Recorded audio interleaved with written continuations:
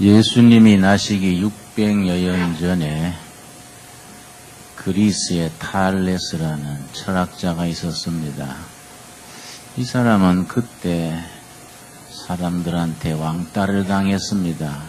왜냐하면 늘상 하늘 쳐다보고 이 우주의 근본은 무엇일까? 이 우주 만물을 이루는 기본 재료가 무엇일까? 무엇이 이 우주를 움직일까? 맨날 그 생각하고 하늘 쳐다보고 다니다가 늘 도랑에 빠지기 때문에 사람들이 발밑에 도랑도 모르고 하늘만 쳐다보는 멍청이다. 그래서 사람들이 아주 빈정거렸습니다.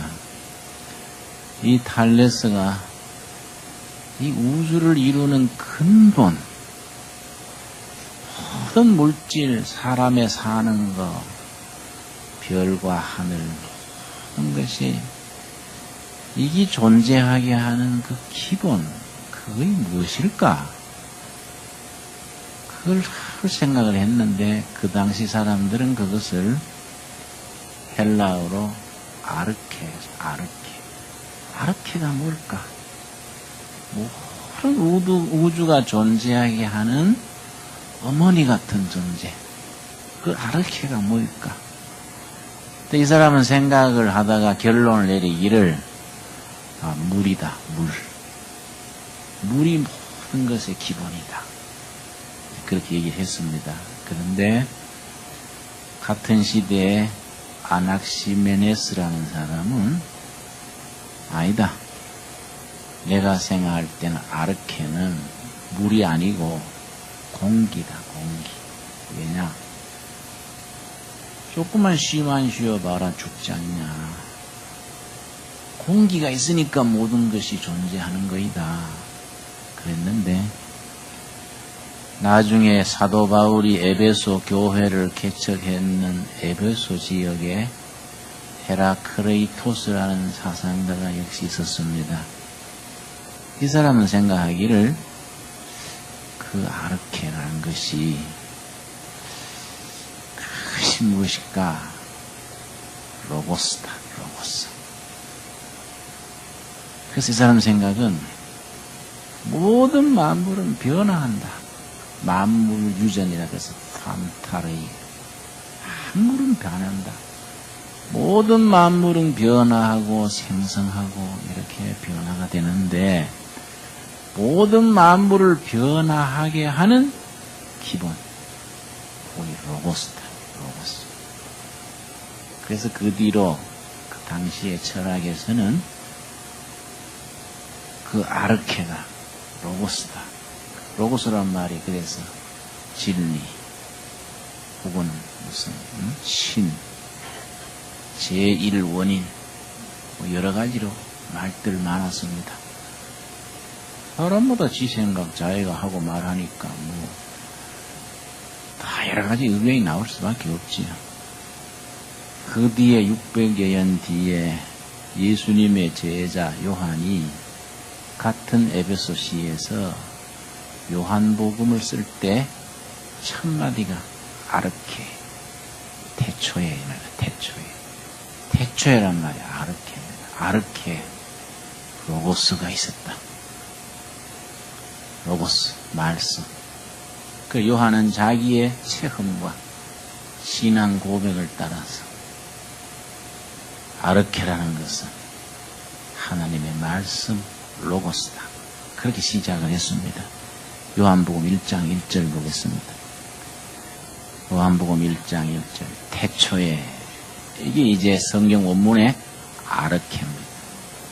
탈레스니 헤라크레이토스니 그 숱한 사람들이 이 우주 만물을 이루는 가장 기본 원리가 뭐일까 고민하던 그 아르케.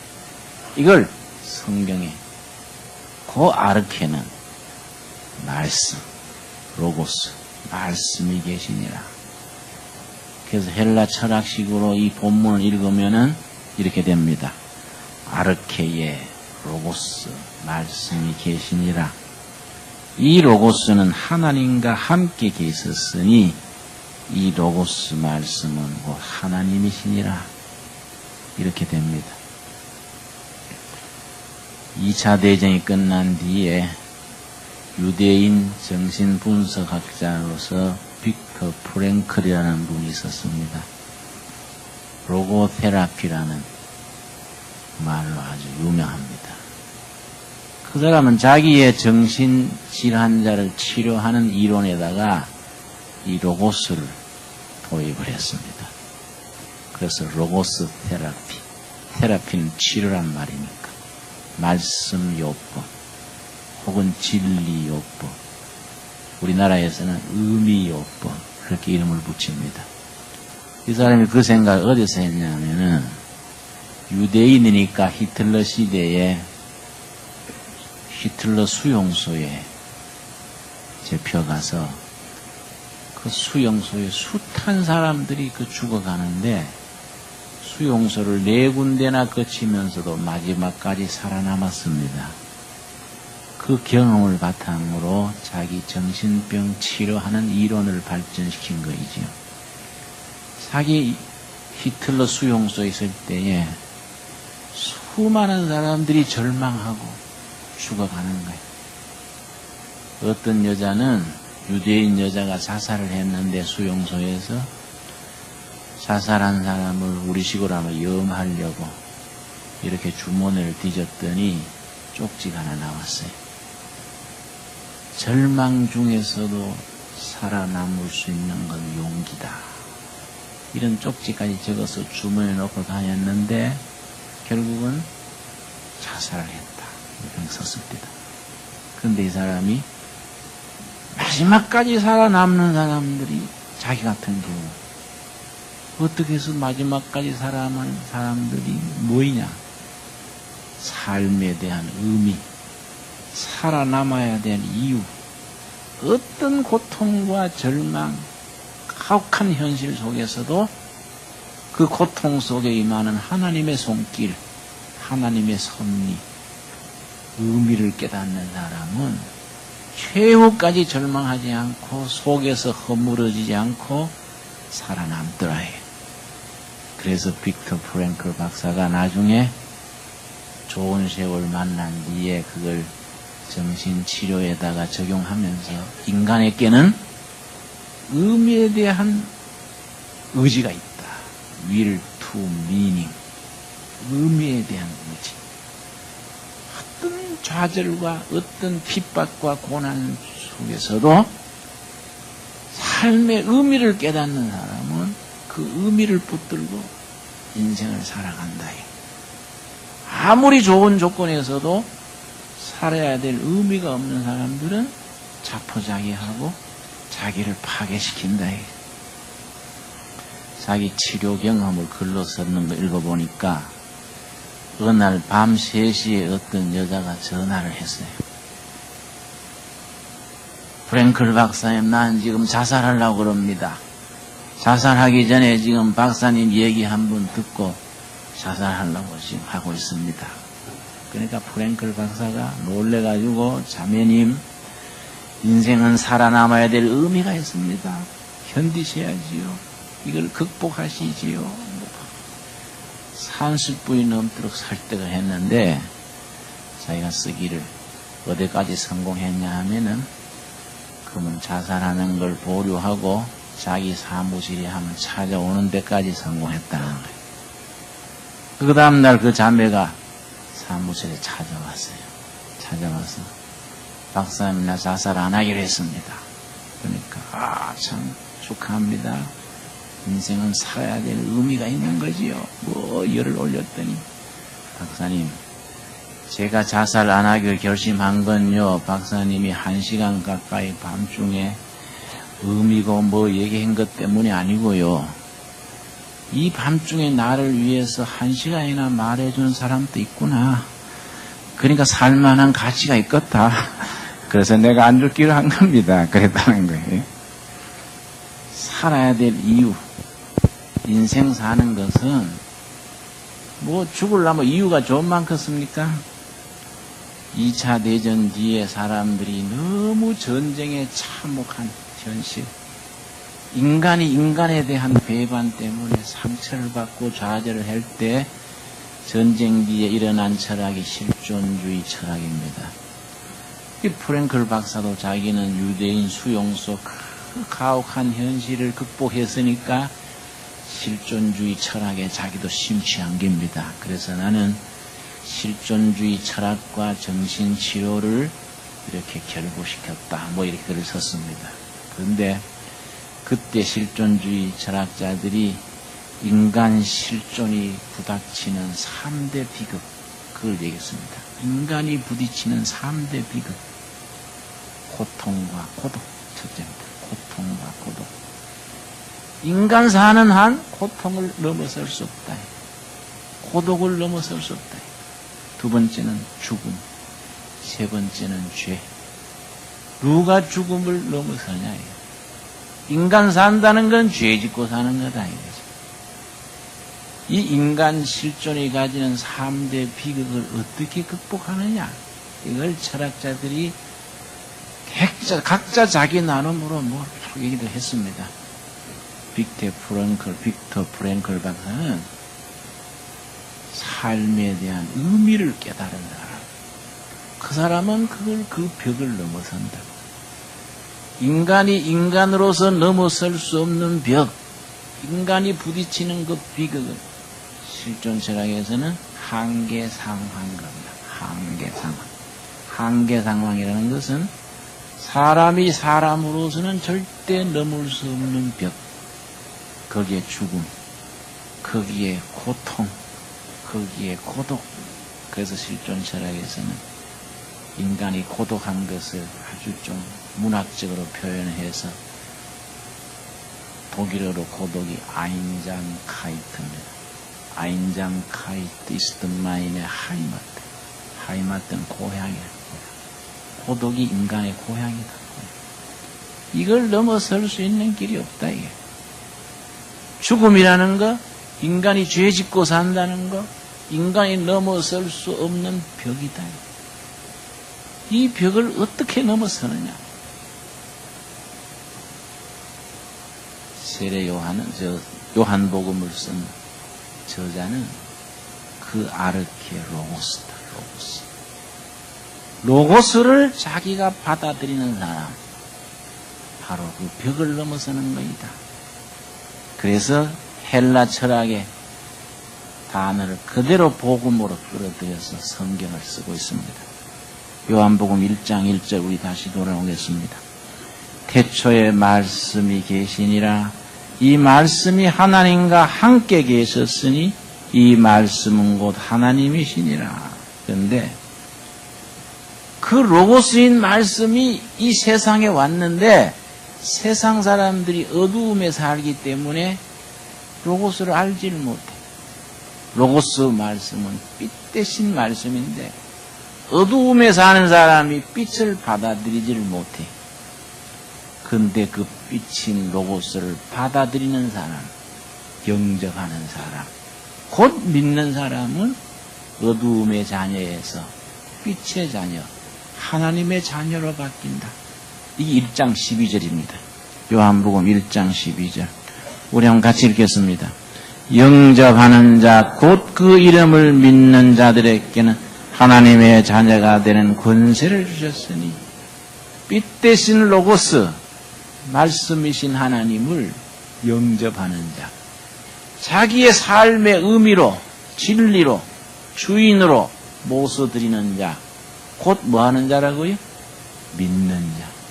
믿는 자는 하나님의 자녀가 된다. 어두움의 자녀에서 하나님의 자녀로 변화가 된다. 대표적인 예가 베드로입니다. 1장 42절 보겠습니다. 1장 42절 말씀. 데리고 예수께로 오니, 베드로가 예수님을 처음 만날 때의 장면입니다.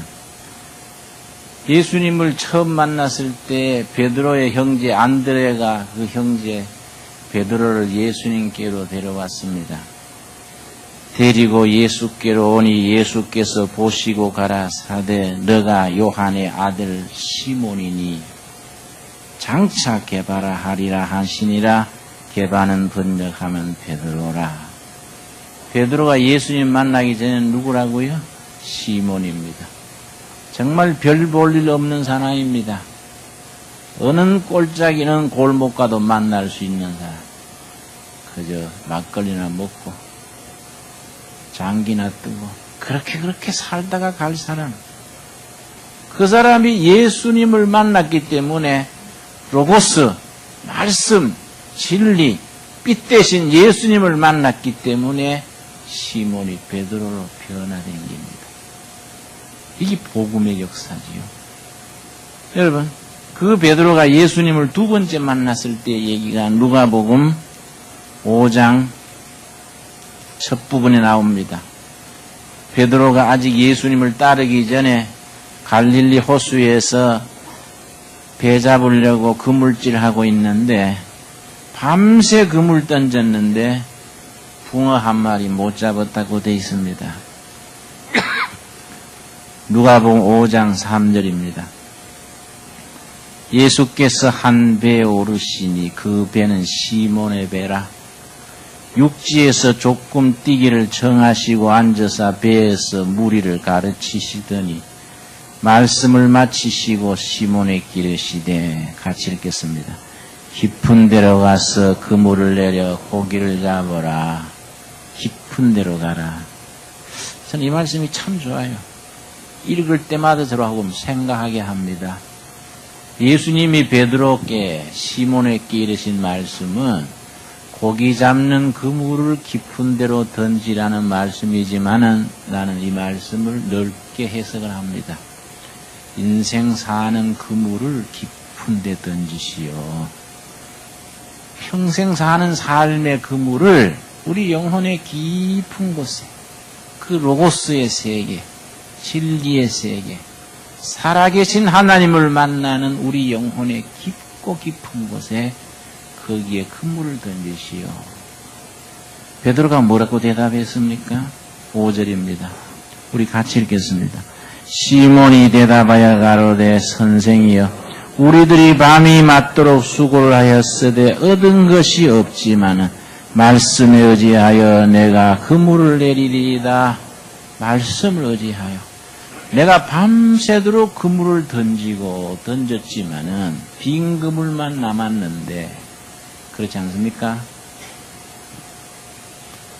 부시가 이락에 전쟁을 시작했는데 엄청난 폭탄 갖다 붓고 사람이 죽고 이편 저편 다 죽어도 끝에 가서 상처난 빈 그물 남는 거죠. 빈 그물.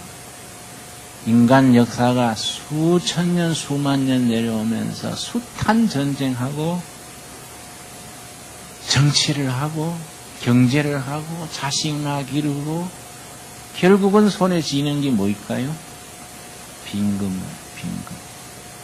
영국의 유명한 철학자가 평생에 학문한다고 결혼도 안 하고요. 학문만 했습니다.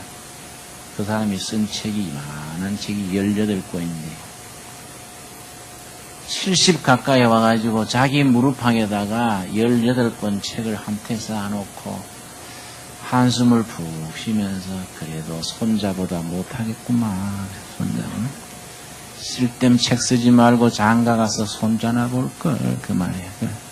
빈 그물만 남았대요. 빈 그물. 지금 그 책 누가 봅니까?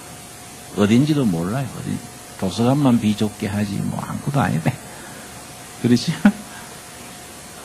내가 밤이 맞도록 수고를 하였으되 얻은 것이 없지만 뭐에 의지하여? 로고스. 모든 우주를 이끌고 사람의 삶을 이끌어가는 아르케가 되시는 로고스.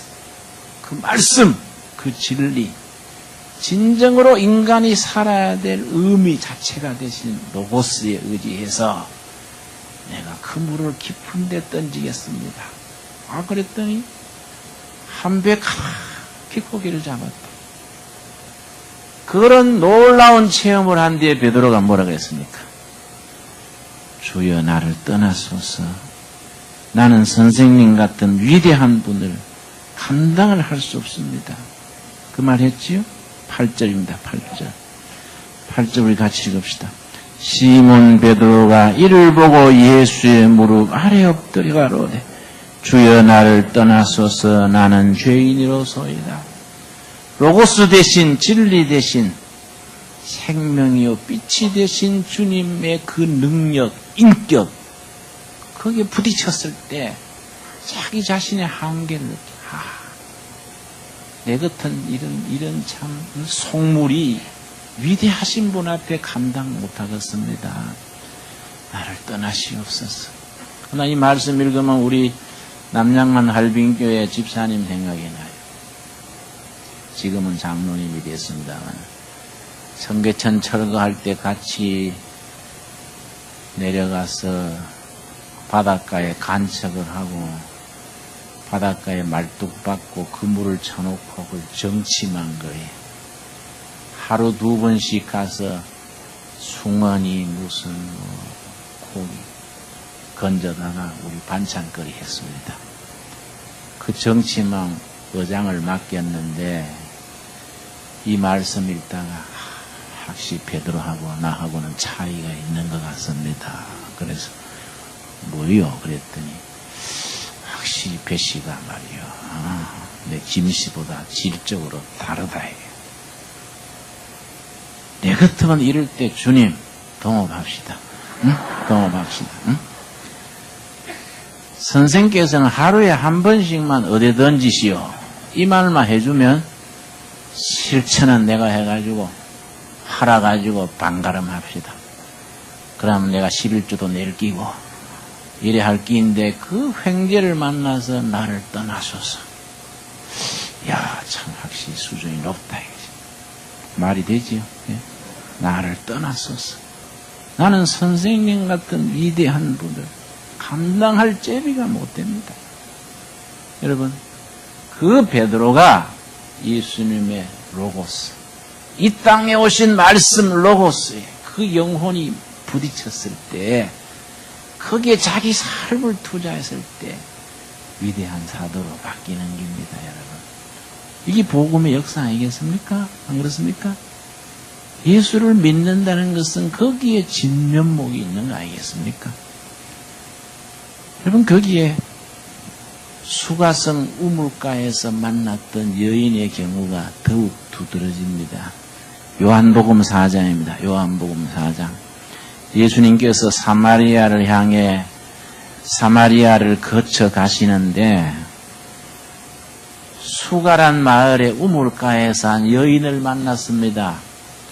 성경에는 이름도 나오지 않아요. 한 여인 그렇게 쓰고 있습니다. 요한복음 4장 3절. 유대를 떠나서 다시 갈릴리로 가실새 사마리아로 통행하여야 하겠는지라. 사마리아에 있는 수가라 하는 동네에 이르시니 야곱이 그 아들 요셉에게 준 땅이 가깝고 거기 또 야곱의 우물이 있더라. 그 우물가에서 예수님이 목이 말라서 누군가 오기를 기다렸더니 한 여인이 왔습니다. 그런데 중요한 것은 그 시간대가 여자들이 우물에 물을 길러 나오는 시간이 아닙니다. 그런데 한 여인이 왔습니다. 뒤에 보면은 남편 5을 거쳤던 한많은 여성이야, 한많은. 불행한 여성이야. 동네 여자들이 잡년이다, 화양년이다 이래가지고 왕따를 하기 때문에 다른 여자들 물길로 오는 시간에 우물에 나오지 못하고 사람이 안 나오는 시간에 피해서 왔습니다. 저 버릇 나쁘다 하고 여자들이 자기 남편 단속이나 하고 저 잡혀 가지 마라 뭐 이러던 여자예요. 물길로 왔을 때 예수님을 만났습니다. 예수님께서 물 한 잔 주시오 그랬더니 당신은 유대 사람인데 어떻게 사마리아 여인 나한테 물 좀 달라 합니까? 왜 그러냐면 유대인과 사마리아인은 상종을 하지 않습니다. 서로 고향이 쥐사입니다. 옛날 바벨론 포로가 돼갈 때 귀족이니 뭐 양반이니 말게나 하는 사람들은 몽땅 잡아가지고 바벨론으로 끌어가고 밑바닥 민초들이 거기에 남았습니다. 그냥 살은 게 아니라 바벨론 군대하고 섞였습니다. 피가 섞였습니다. 혼혈이 된 거이죠. 70년 만에 바벨론 포로에서 다니엘 시대에 돌아와고 보니 순수한 이스라엘 혈통이 아니다 이거지. 바빌론 군인들하고 섞였다. 그 잡종이라고 상대를 안 했습니다. 그러니까 또 사마리아인들은 가만히 있겠습니까? 고향 땅을 지킨 건 누군데 그러냐? 서로 상종을 안 했습니다. 그래서 유대인들은 그 마을을 지나지 않고 하루길 돌아서 갑니다. 돌아서. 그렇게 사이가 나쁜데 유대 남자가 자기한테 우물가에서 물 달라 하니까 당신은 유대인인데 어떻게 나한테 물 달라 합니까? 그랬더니 예수님께서 이르시기를 그대가 그대에게 물 달라 하는 사람이 누군지 알았더라 하면은 그대가 나한테 물 달라 했을 것이다. 그랬지요? 그 여인이 이르기를 여기에 바가지도 없고 두레박도 없는데 어떻게 물을 주시나요? 그러니까 그대가 주는 물은 잠시 후에 다시 목마른 물이지만은 내가 주는 물은 영원히 목마르지 않는 물이다. 그랬더니 그렇게 신통한 물이 있으면 나한테 좀 주십시오. 예수님이 뭐라 그랬습니까? 네 남편을 데려와라. 그 물 마시려면 네 남편을 데려와라. 그러니까 그 여인이 나는 남편이 없습니다. 거기에 16절입니다. 요한복음 4장 16절 말씀. 가라사대 가서 너 남편을 불러오라. 여자가 대답하여 가로되 나는 남편이 없나이다. 예수께서 가라사대 너가 남편이 없다 하는 말이 옳다다.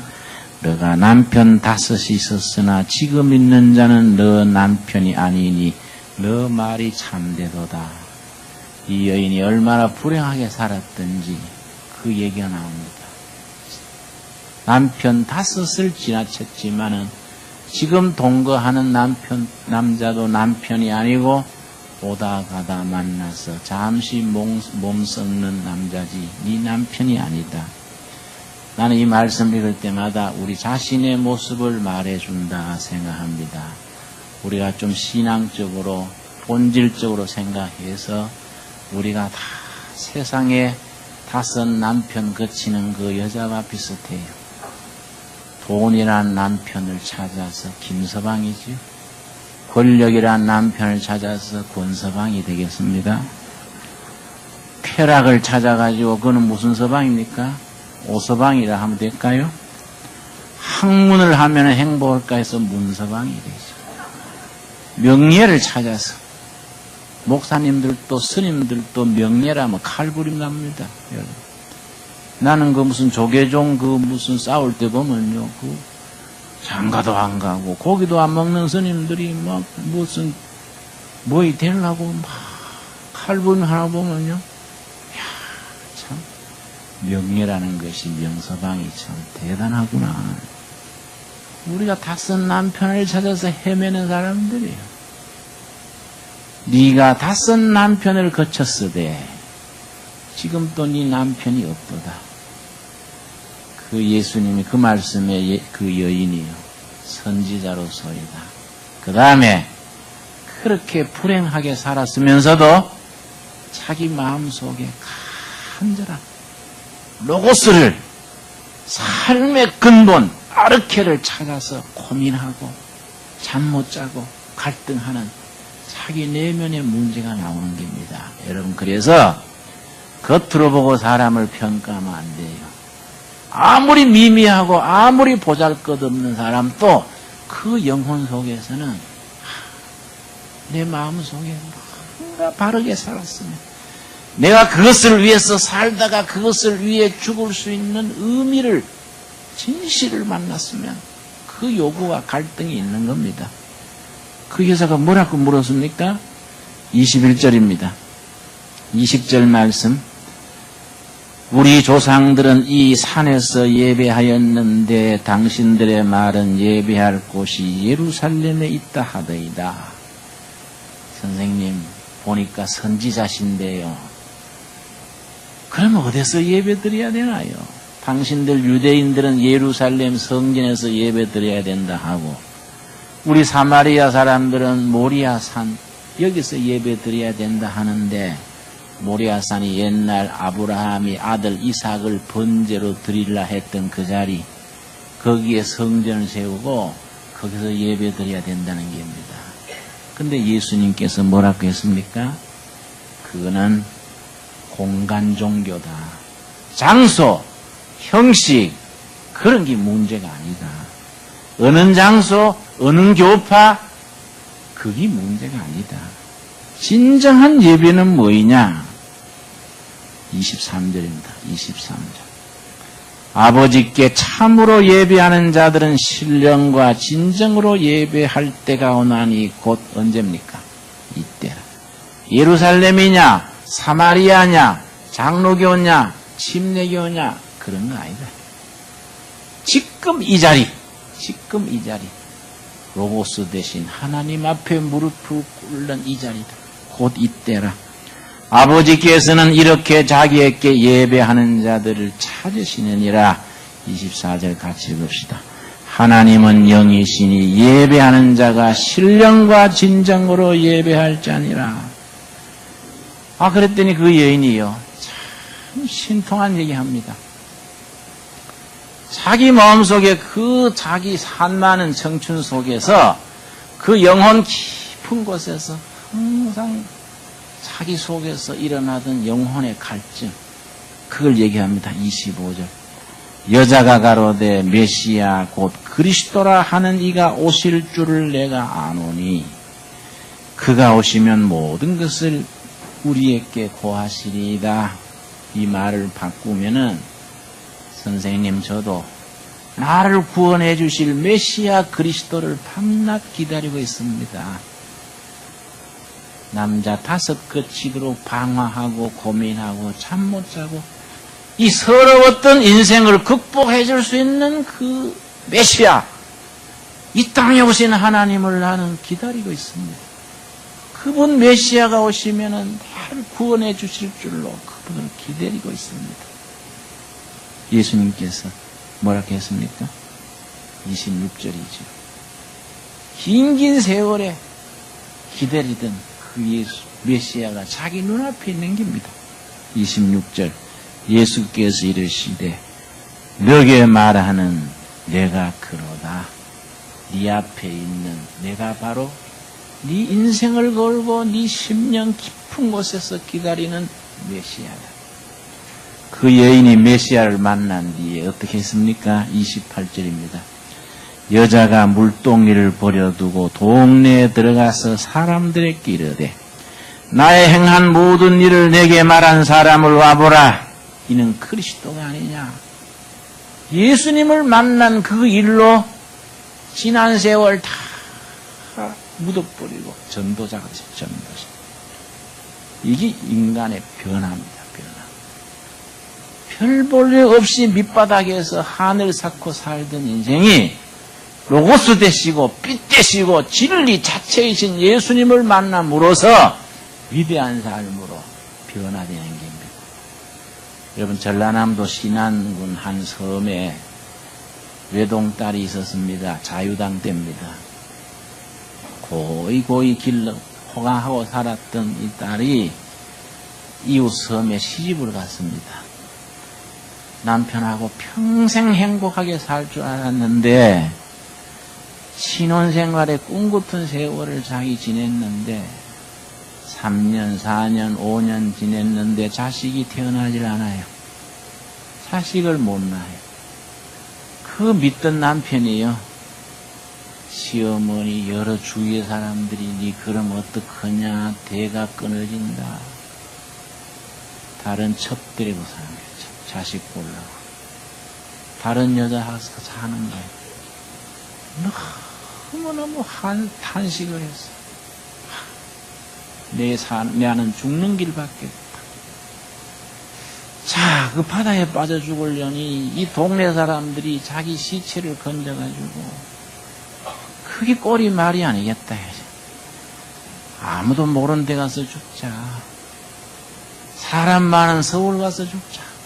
그래가지고 자기 결혼하러 올 때 입고 왔던 그 다홍치마 그걸 끄집어내서 입고 다 정리하고 서울로 서울 배 타고 목포에 가가지고 서울에 와가지고 한강에 빠져 죽으려고 한강가로 갔는데요. 저녁인데 뭘 천막을 쳐놓고는 사람들이 와 밀려 들어가고 시끌벌쩍 하단 말이에요. 이 뭐인가? 들어가 보거나 죽자 하고 들어갔더니 심령부흥회 하는 게 잘 심령부흥회 천막 집회요. 천막 집회. 강사님이 앞에서 땀을 뻘뻘 흘리면서 뭐라고 얘기를 하고 수천 명이 박수를 치고 하는데 평생 처음 보는 거라면 섬에 살던 여자가 뭐 그런 거 봤습니까? 이 뭔가 파고 들어가려고 가만 들어보니 하나님은 당신을 사랑하십니다. 세상 사람들은 당신을 버려도 하나님은 사랑하십니다. 이 땅에 오신 하나님 그리스도께서 당신을 위해서 죽었습니다. 당신 죄짐과 아픔과 슬픔을 지고 십자가에 죽으시고 부활했습니다. 그 하나님, 이 땅에 오신 하나님 그리스도께 당신이 삶을 바치십시오. 그 말 듣는데요. 눈물이 쏟아지고 그 예수를 내 남편으로 모시면 되겠구나. 내 믿던 남편은 자식 못 낳는다고 딴 길로 갔는데 나도 살만한 가치가 있구나. 나를 사랑한다는 그 이 땅에 오신 하나님 예수님 붙들고 내가 살아야지. 용기가 솟았어. 용기가. 그 자리에 앉아가지고 밤새도록 울고 손뼉 치고 찬송가 따라 부르고 손뼉 치고 얼굴이 환해서 나는 나를 배반하지 않는 영원한 남편 예수 남편 만났다. 할렐루야. 이러고 고향에 다시 와가지고 그 동네에다가 교회 세웠어. 교회.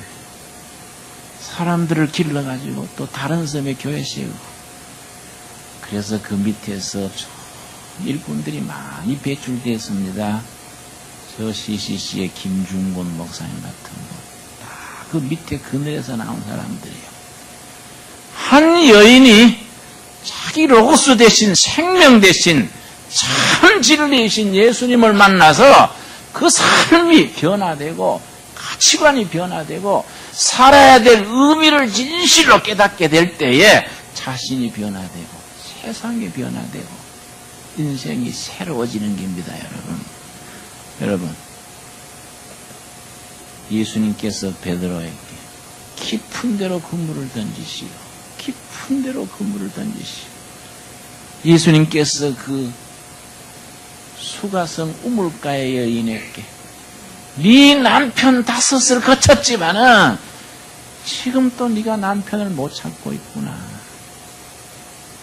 그가 진정한 남편 예수님을 만났을 때에 그 삶이 온전히 변화돼서 물동이를 다 팽개쳐버리고 자기를 왕따하고 때 묻은 년이다, 몹쓸 여자다, 침 뱉는 여자들한테 당당하게 돌아가서 동네 사람들요 메시아를 만나러 오시오. 메시아를 만났습니다. 동네 사람들이 예수님 만나보고요 많은 사람이 예수를 믿게 되었다. 이 본문입니다. 여러분. 이게 복음의 사건이에요. 복음의 사건. 오늘 우리들 삶의 현장 한가운데에 참 로고스, 모든 세상을 이끌어 가시는 근본 아르케 되신 로고스, 생명의 말씀 되신 예수님으로 인하여 우리 삶이 변화되고 행복해지고 정말 은혜와 충만해질 수 있기를 바랍니다. 기도하겠습니다. 주님 은혜를 감사드립니다. 저희가 예수님으로 인하여 우리 삶이 깊은 대로 우리 영혼 깊고 깊은 곳에서 살아계신 하나님을 만나게 되어 감사드립니다. 우리의 삶의 그물을 깊은 데로 던지게 하여 주시옵소서. 우리가 세상 것을 쫓을 때에 다 우리가 이런저런 모습으로 낯선 남편을 거치며 헛된 빈 그물을 들고 있었을 때를 우리가 기억합니다. 예수님으로 인하여 우리 삶이 변화되고 인격이 변화되고 가치관이 변화되어 진정한 행복이 무엇인지, 삶의 깊이가 무엇인지 빛 되시며 진리 되신 예수님 안에서 우리가 자유함을 누리며 우리가 누리는 자유와 행복을 내 주위에 나눌 수 있게 하여 주시옵소서. 예수님 이름 받들어 기도드렸사옵나이다.